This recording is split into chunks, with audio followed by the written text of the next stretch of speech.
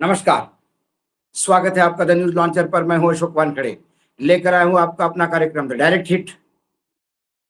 बड़ी अजीब बात है,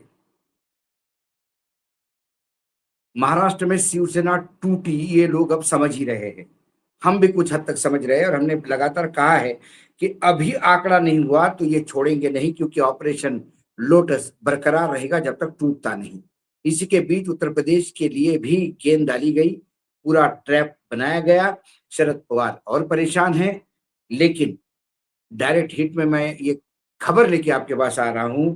सीधा मोदी जी के सच को हिट किया सांसद के पिता ने, खोल दी मोदी जी की पोल। पार्टी छोड़ने की कीमत 150 करोड़ रुपए। 3 घंटों में, जब एक कार्यक्रम आप देख रहे होंगे, उसके बाद 3 घंटों में गद्दारों के चेहरे भी सामने आ जाएंगे। बिरला के पास पहुंच गई है चिट्ठी। क्या है पूरा खबर? सबसे पहले हम ये देखते हैं कि क्या अलर्ट हो रहा है। उद्धव ठाकरे की अगुवाई वाली शिवसेना यूबीटी में टूट के अटकलें जारी थी और आखिर टूट हो गई। उद्धव ठाकरे में जो फूट हुई, कहा जाता है उसमें से 6 सांसद शिवसेना छोड़कर चले गए हैं। अलग गुट के लिए उन्होंने पत्र भी लिखा है।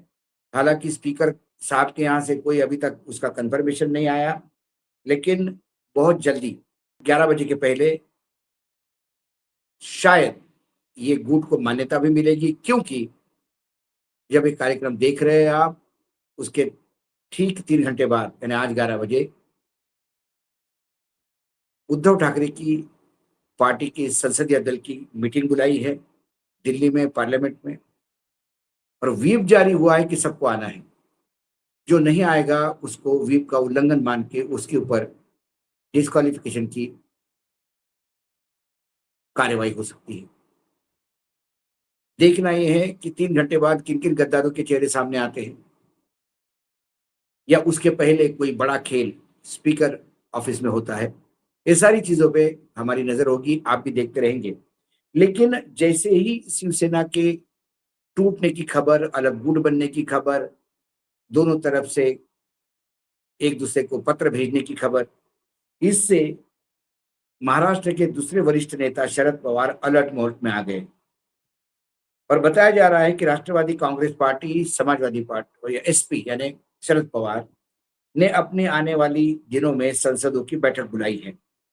अभी तक कोई स्थिति स्पष्ट नहीं है, लेकिन बुलाई जा रही है, ऐसे एनसीपी का कहना है।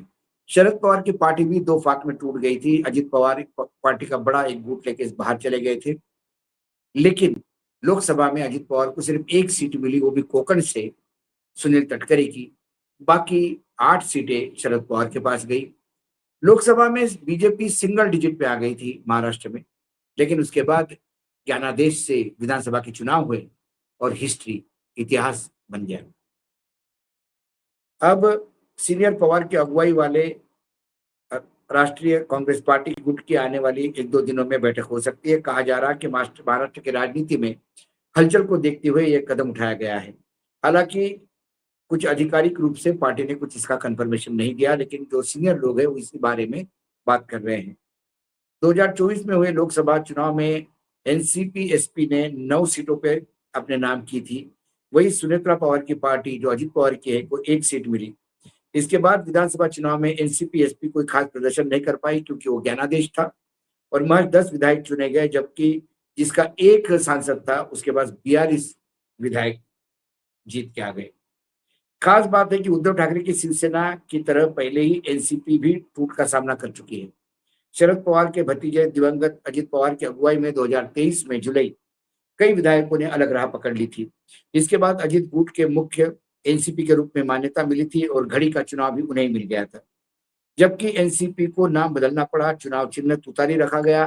खास बात यह है कि कुछ समय पहले तक अटकलें थी कि दोनों गुट एनसीपी के एक होने वाले हैं, लेकिन अजित पवार के निधन के बाद वो प्लान उन्हीं की चिता के साथ जल गया।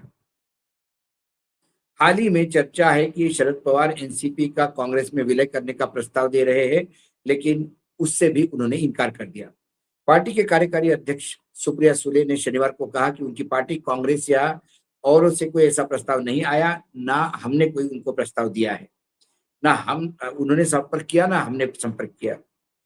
जो भी खबरें हैं वो बस हवाबाजी है।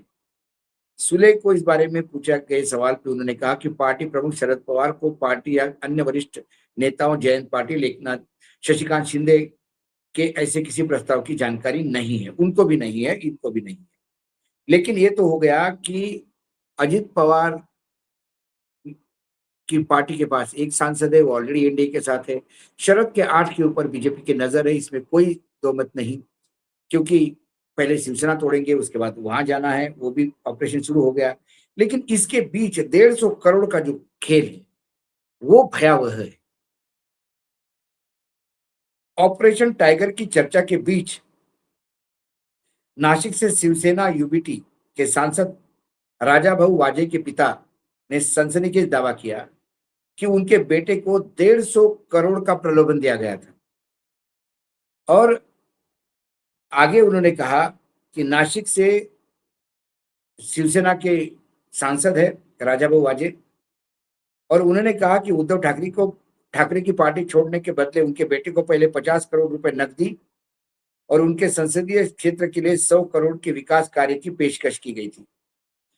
प्रकाश वाजी के अनुसार पिछले 3-4 महीनों में उद्धव गुट के सांसद को तोड़ने की कोशिश की जा रही थी। 24 अप्रैल को कुछ लोग राजाभाऊ वाजे के घर आए। उसी दौरान उन्हें प्रस्ताव दिया गया कि राजाभाऊ पार्टी छोड़ देते हैं तो उन्हें 50 करोड़ रुपए नकदी दिए जाएंगे और उस क्षेत्र में 100 करोड़ रुपए के विकास के कार्य को मंजूरी दी जाएगी।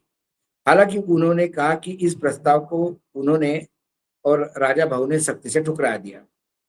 प्रकाश वाजे ने कहा कि मैंने राजाभाऊ को साफ शब्दों में कह दिया था कि किसी भी परिस्थिति में पार्टी नहीं छोड़नी है। हम पेशावर राजनेता नहीं। शिवसेना ने हमें विधायक और सांसद बनने का अवसर दिया है, इसलिए हम उद्धव ठाकरे के साथ ही रहेंगे। उन्होंने ये भी आरोप लगाया कि पार्टी के सांसदों को अपने पाले में लाने के लिए लगातार प्रयास किए जा रहे हैं, लेकिन वे अपने राजनीतिक निष्ठा से समझौता नहीं करेंगे। बता दें कि शिवसेना यूबीटी के 9 में से 6 लोकसभा सांसद पाला करीब करीब बदल चुके हैं।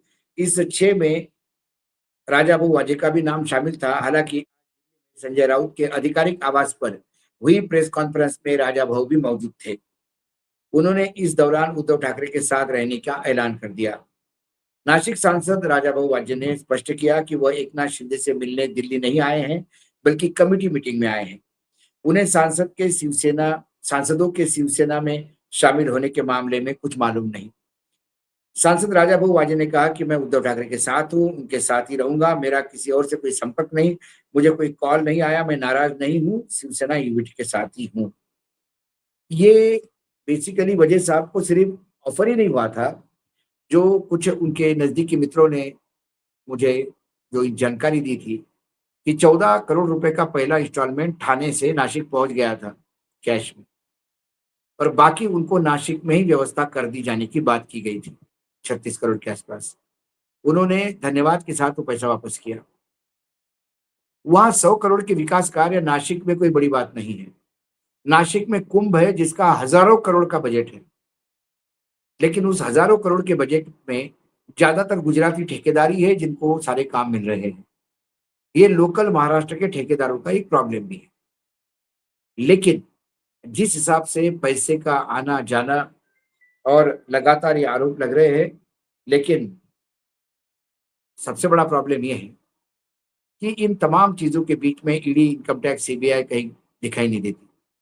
यदि यही आरोप कोई बीजेपी का सांसद लगाता क्या कांग्रेस ने ऑफर किए, तो अभी तक राहुल गांधी के घर ईडी पहुंच चुकी होती और जवाब पूछ रही होती कि ये पैसा कहां से आया।